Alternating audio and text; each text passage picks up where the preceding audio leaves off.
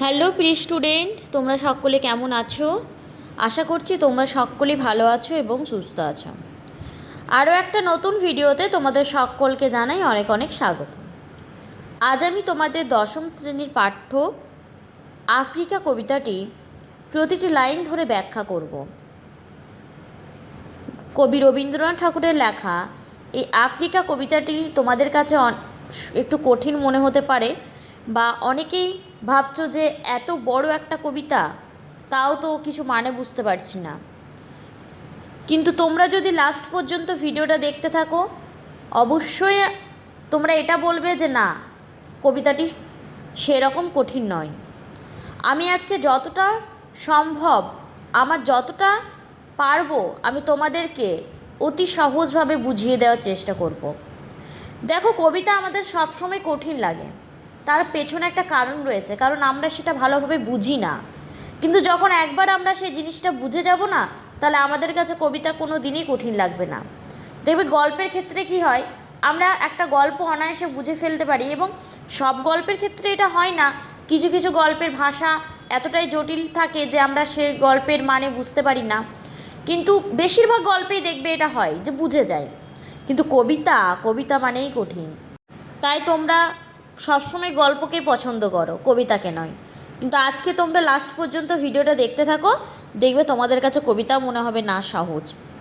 আমরা একটু জেনে নেব কবি সম্পর্কে। আমরা তো সকলেই রবীন্দ্রনাথ ঠাকুরকে জানি, তাই না? উনি একজন বিখ্যাত কবি। ওনার জন্ম 25শে বৈশাখ 1268 বঙ্গাব্দ। কোথায় হয়েছিল? জোড়াসাঁকো, কলকাতায়। ওনার উল্লেখযোগ্য কাব্যগ্রন্থের মধ্যে আমি দু তিনটেই বলবো: গীতাঞ্জলি, গীতালি, বোলাকা, সোনার তরী। আরও বেশ কয়েকটি ওনার কাব্যগ্রন্থ রয়েছে। উনি মৃত্যুবরণ করেন 22শে শ্রাবণ 1348 বঙ্গাব্দ, অর্থাৎ ইংলিশে 7ই আগস্ট 1941 ওনার মৃত্যু হয়। কোথায়? কলকাতাতেই হয়েছে।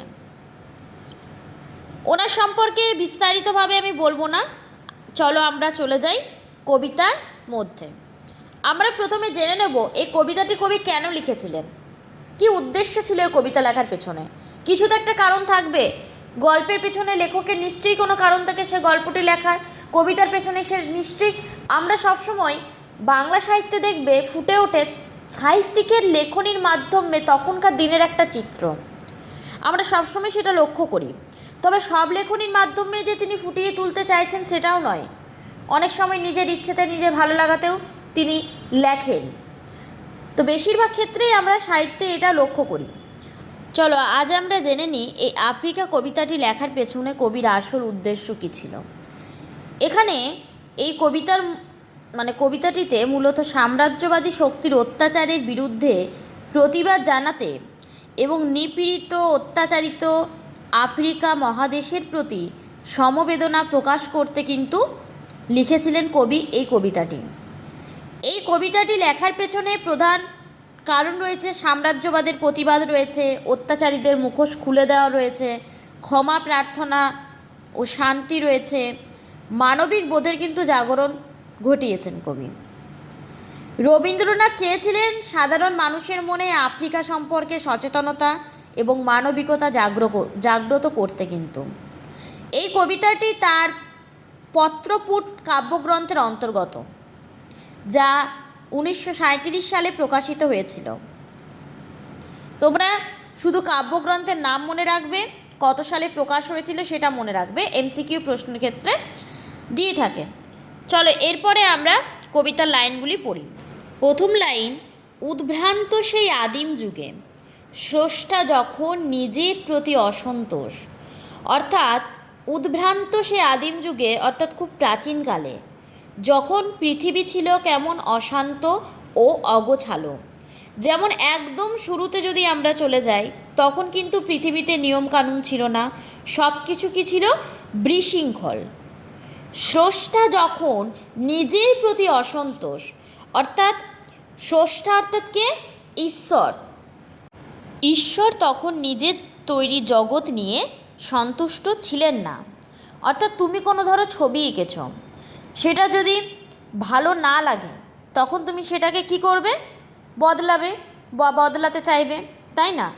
সেটাই বলা হচ্ছে, স্রষ্টা তখন অসন্তোষ ছিলেন, নিজের যে তৈরি জগৎ সেটাতে তিনি সন্তুষ্ট ছিলেন না।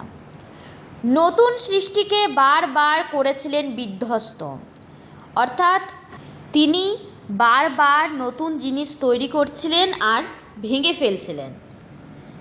তার সেই অধৈর্যে ঘন ঘন মাথা নাড়ার দিনে, অর্থাৎ স্রষ্টার সেই অস্থির সময় যখন তিনি বারবার সিদ্ধান্ত বদলাচ্ছিলেন, রুদ্র সমুদ্রের বাহু অর্থাৎ হাত প্রাচী ধরিত্রীর বুকে থেকে ছিনিয়ে নিয়ে গেল তোমাকে। ভয়ঙ্কর শক্তিশালী সমুদ্রকে এখানে বাহু অর্থাৎ হাত হিসেবে দেখানো হয়েছে। প্রাচী ধরিত্রীর বুকের থেকে, অর্থাৎ পুরনো পৃথিবীর বুক অর্থাৎ মূল ভূখণ্ড থেকে সমুদ্র যেন আফ্রিকা মহাদেশকে পৃথিবীর মূল অংশ থেকে ছিঁড়ে নিয়ে গেল। আফ্রিকা বাঁধলে তোমাকে বনস্পতির নিবিড় পাহারায়, আফ্রিকাকে ঘন জঙ্গল দিয়ে ঘিরে রাখা হলো, যেন পাহারা দেওয়া হচ্ছে। কৃপণ আলোর অন্তপুরে, অর্থাৎ ঘন জঙ্গলে, মানে সেখানে আলো খুব কম পৌঁছাতো, যেখানে ঘন জঙ্গল সেখানে তো আলো কম পৌঁছাবে, তাই না? অন্ধকার গভীর জঙ্গলের ভিতর। পরের লাইন, সেখানে নিভৃত অবকাশে তুমি সংগ্রহ করছিলে দুর্গমের রহস্য, অর্থাৎ তুমি অর্থাৎ এখানে আফ্রিকাকে বোঝানো হয়েছে। বলছে আফ্রিকা যখন ঘন জঙ্গলের মধ্যে অবস্থান করছিল, তুমি কঠিন ও অজানা জিনিসের রহস্য শিখেছিলে ও বুঝেছিলে। তুমি প্রকৃতির নানা সংকেত অর্থাৎ জল, মানে চিনেছিলে জলস্থল অর্থাৎ জল, মাটি, আকাশ, এখানে বুঝতে শিখিয়েছে। আকাশের দুর্বোধ সংকেত, এই সংকেতগুলো তুমি বুঝতে পারছিলে। প্রকৃতির দৃষ্টি অতীত জাদু মন্ত্র জাগাচ্ছিল তোমার চেতনাতীত মনে, অর্থাৎ প্রকৃতির এমন কিছু রহস্য যা সাধারণ চোখে দেখা যায় না। এই রহস্যগুলো তোমার অবচেতন মনে প্রভাব ফেলছিল, বিদ্রূপ করছিল ভীষণকে বিরূপের ছদ্মবেশে। তুমি ভয়ঙ্কর জিনিসকেও তুচ্ছ করে দেখছিলে, বিদ্রূপ করছিলে অর্থাৎ তুচ্ছ করে দেখছিলে ভয়ঙ্কর জিনিসকে। বিরূপের ছদ্মবেশে, অর্থাৎ ভয়ঙ্কর বা খারাপ জিনিসকে অন্য রূপে দেখানো হচ্ছিল। শঙ্কাকে চাচ্ছিলে হার মানাতে, আপনাকে উগ্র করে বিভীষিকার প্রচণ্ড মহিমায় তাণ্ডবে দুন্দুভি নিনাদে। এখানটা একটু বোঝো। বলছে তুমি ভয়কে জয় করতে চাইছিলে, শঙ্কাকে চাচ্ছিলে হার মানাতে, অর্থাৎ ভয়কে জয় করতে চাইছিলে, কিন্তু কি হলো, নিজেকে শক্ত কঠোর করে তুলেছিলে ভয় বা ঘৃণাকে জয় করতে। প্রচণ্ড শক্তি ও উন্মত্ততার মধ্যে তুমি নিজেকে গড়ে তুলেছিলে। বুঝতে পারলে? তোমাদেরকে একটু সহজ করে আমি বলি। দেখো, আমি প্রথম প্যারাটা এবং সেকেন্ড প্যারার দুটো মিনিংই বলে দিচ্ছি সহজ ভাষায়। কবি প্রথমে বলছেন যে পৃথিবী একেবারে আদিম সময়ে ছিলেন, সৃষ্টিকর্তা নিজের সৃষ্টিকে তিনি তখন সন্তুষ্ট ছিলেন না। এটা আমরা আগের প্যারাতে পড়লাম, বুঝলাম। তাই তিনি কী করছিলেন, বারবার সৃষ্টি করছিলেন, আবার ভেঙেও ফেলছিলেন। সেই অস্থির ও পরিবর্তনের সময় প্রকৃতির প্রবল শক্তি, বিশেষ করে সমুদ্র, পৃথিবীর মূল ভূখণ্ড থেকে আফ্রিকাকে যেন ছিঁড়ে আলাদা করে নেয়। এর পরের প্যারা অর্থাৎ সেকেন্ড প্যারা, এরপর আফ্রিকাকে এমন এক জায়গায় স্থাপন করা হয় যেখানে চারদিকে ঘন জঙ্গলে ঢাকা ছিল। এই জঙ্গল যেন তাকে পাহারা দিয়ে রেখেছে। সেখানে সূর্যের আলো খুব কম পৌঁছায়, অর্থাৎ জায়গাটা অন্ধকার, নির্জন ও বাইরের দুনিয়া থেকে কেমন বিচ্ছিন্ন। এটা হয়ে গেল সেকেন্ড প্যারার মিনিং। চলো এবার আমরা থার্ডটা পড়ি। হাই ছায়াবৃতা। হাই ছায়াবৃতা অর্থাৎ হাই তুমি অন্ধকারে ঢাকা পড়ে গিয়েছিলে, এরকম করে একটু দুঃখ করে কবি বলতে চেয়েছেন। কালো ঘোমটার নিচে তুমি যেন কালো পর্দার আড়ালে লুকিয়েছিলে। ঘোমটা অর্থাৎ এখানে যেমন দেখবে কি বলবো, বইয়েরা গ্রামেগঞ্জের ঘোমটা নেই, সেই ঘোমটার কথা বলছে, যেখানে কালো পর্দার নিচে তুমি নিজেকে লুকিয়ে রেখেছিলে। ঘোমটার নিচে যেমন মুখটা লুকোনো থাকে নতুন বইয়ের দেখবে, সেই ঘোমটার কথা বলা হচ্ছে। অপরিচিত ছিল তোমার মানব রূপ অপেক্ষার আবিল দৃষ্টিতে। তোমার আসল যে সৌন্দর্য বা মানবিক রূপ কেউ চিনতে পারেনি। মানুষ তোমাকে অবহেলা করে দেখছিল। এলো ওরা লোহার হাত করে নিয়ে, নখ যাদের তীক্ষ্ণ তোমার নেকড়ের চেয়ে। এই লাইনটা খুব আসে পরীক্ষাতে।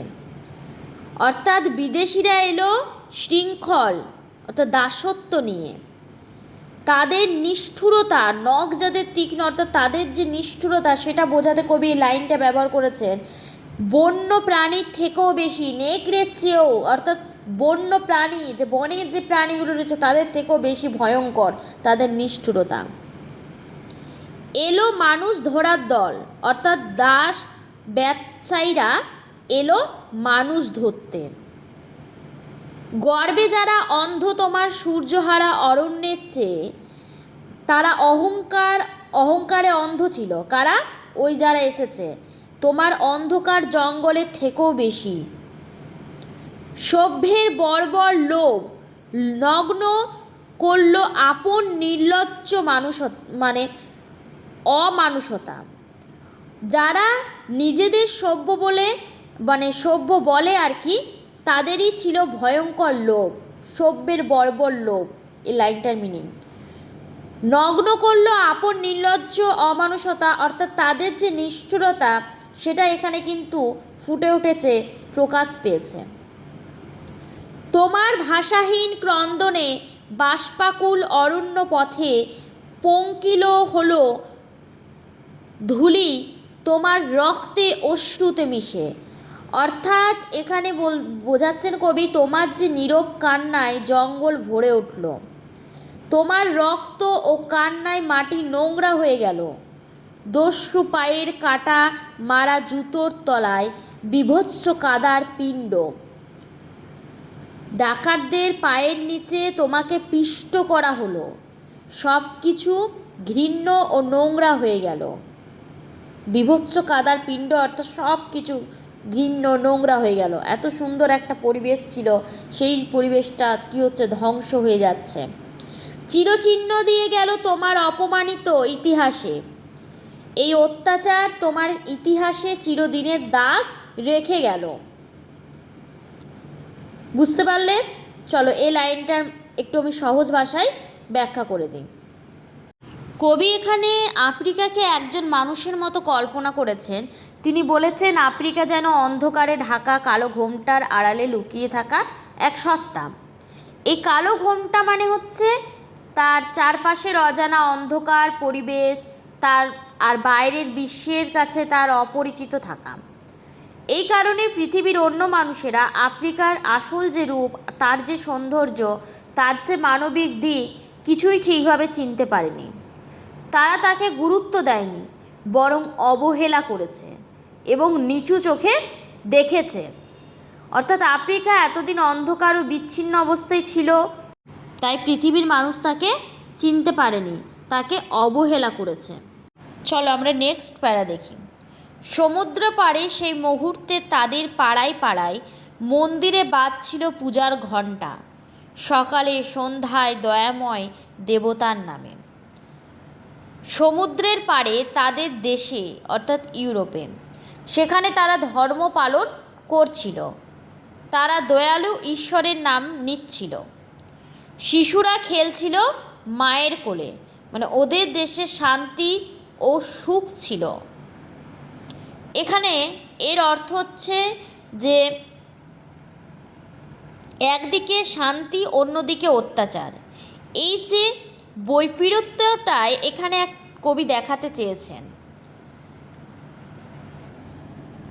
এখানে দেখো কি হয়েছে, মানে প্রথমে আফ্রিকা একাকিত্ব ছিল, তারপর সেখানে শোষণ শুরু হলো, তারপর ভণ্ড সভ্যতার চিত্র এখানে ফুটে উঠছে।